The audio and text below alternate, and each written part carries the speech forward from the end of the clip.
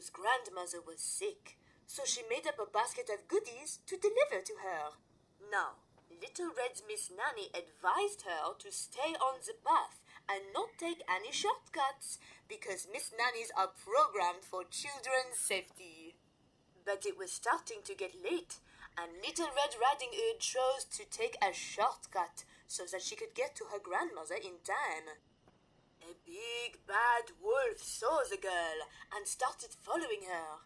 Suddenly, he appeared in front of her and asked where she was going. I'm going to my sick grandmother's house on the other side of the forest with this basket of goodies, the naive girl replied.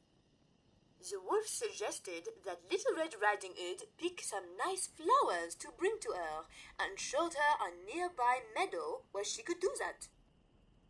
She thanked him, and while Little Red Riding Hood was picking flowers, the wolf ran off ahead to her grandmother's house.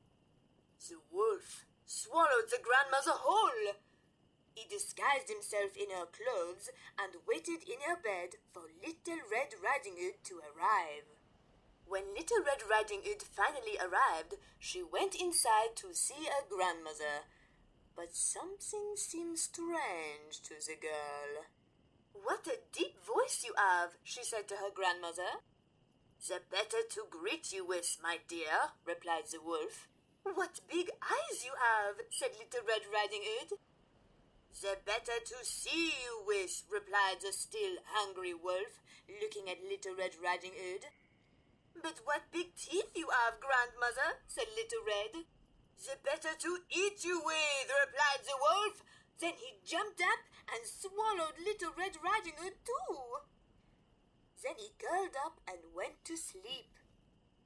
Just then, the Miss Nanny burst through the door. She cut open the wolf's belly with her saw, freeing Little Red Riding Hood and her grandmother.